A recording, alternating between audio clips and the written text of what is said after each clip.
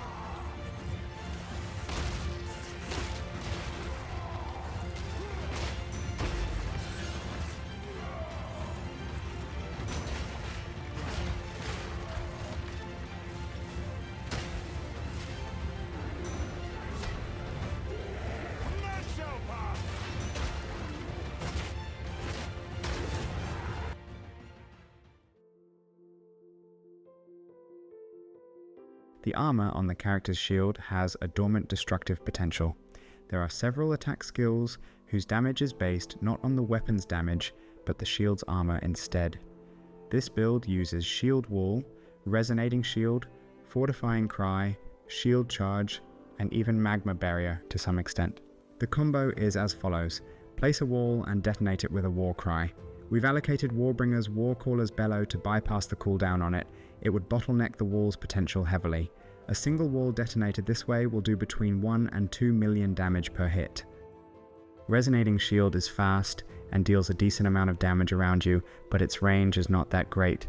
You can use one of the newly introduced lineage support gems, the Iron's Citadel, to turn your shield wall into multiple fissures that surge forward at the cost of their DPS. Anvil's weight breaks armor. It improves damage, but has other functions too. With scavenged plating, it grants more armor for the character, and with armor explosion support on Resonating Shield, it improves clear speed. It all results in a well-rounded character able to tackle all the game's content. Shield Wall is the main source of damage per second against bosses. This skill has the highest damage, but it has to be detonated by one of your other skills. If enemies destroy it, it won't do much. The best ability to do so is Fortifying Cry because its damage is sourced from shield as well. Renly's Training, combined with Magma Barrier, caps block chance at 50%. Jade Heritage is another defensive pick that reduces physical damage taken by 10%. It should be mixed with armor to make the character more durable. Armor can also be employed to affect elemental damage. Clear speed is limited by range, but it's not terrible. Boss damage is terrific once you have a good weapon and shield. Hard to put a price tag on a build that consists only of rare items, but the character in the gameplay footage donned high-end gear.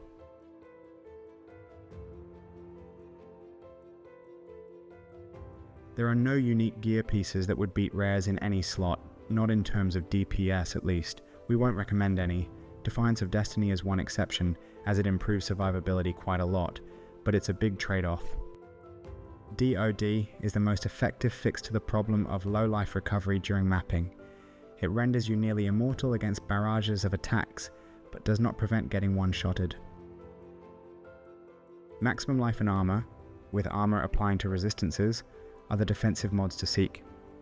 Block chance is not needed since that's fixed at maximum already. Life recovery can be a hurdle, so get some sort of life on kill, or life leech. Maybe life regeneration.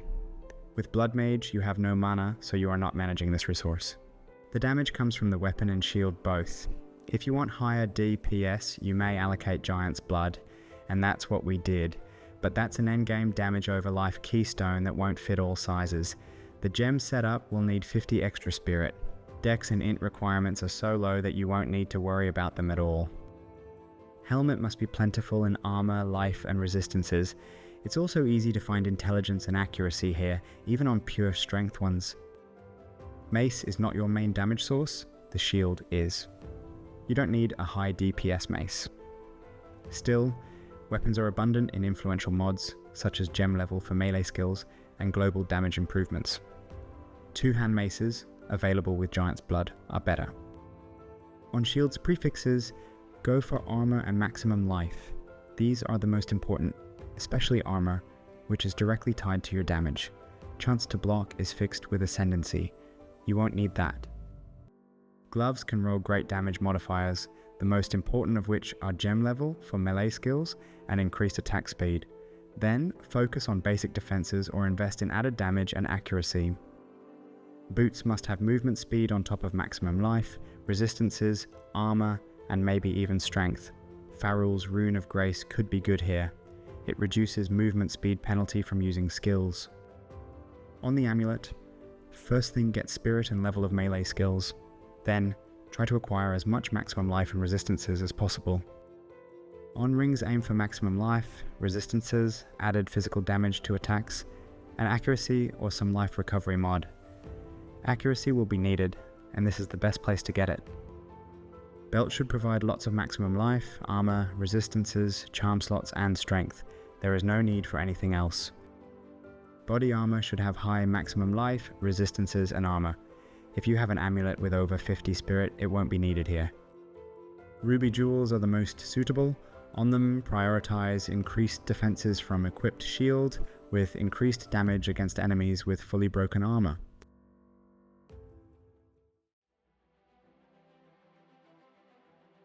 Shield Wall is the damaging skill. Creates a detonatable object with a huge area of effect. Only 2 at a time can be active. The Arn's Citadel and branching fissures cause this skill to create 3 long fissures that can cover a much greater area.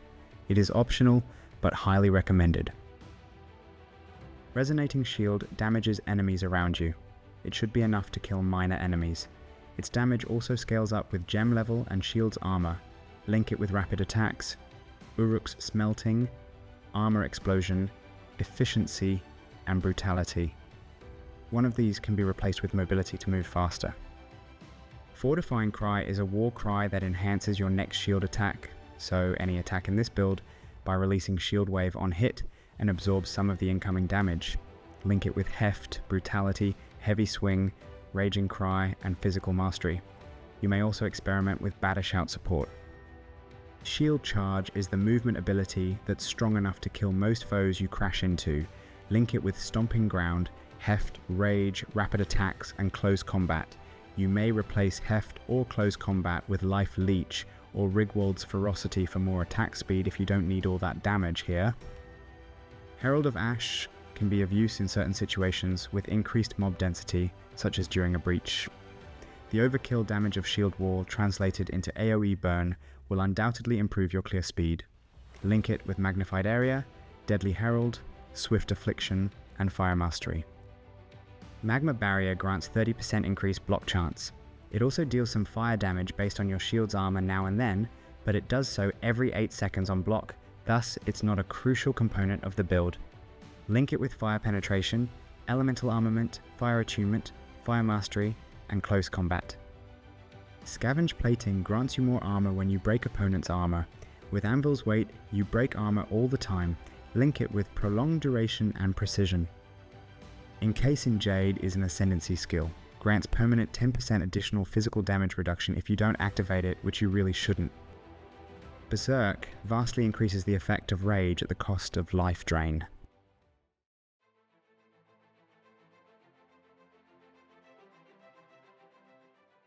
In the Valley of Titans, pick charm charges gained to be able to shrug off ailments more often. In the Crypts, get the Vial for increased stun threshold or elemental ailments threshold, depending on the charms you don't have. In the Chima, we recommend the Boon for increased global defenses or increased movement speed. The Skill Tree. On it, you want physical area attack damage and armor. Accuracy, attack speed, armor break, and stun buildup are of lesser importance. Notable notables include Punctured Lung, since our enemies have their armor always broken. Greatest Defense that sources damage from Shield's armor. Vengeful Fury to gain rage, and Lay Siege for 50% increased damage. The number of passives you may want to swap to is small. We've decided to make minor adjustments for a Warcry. Give it some Warcry speed. The saved points were spent on attack speed with Unyielding and life recoup with Made to Last.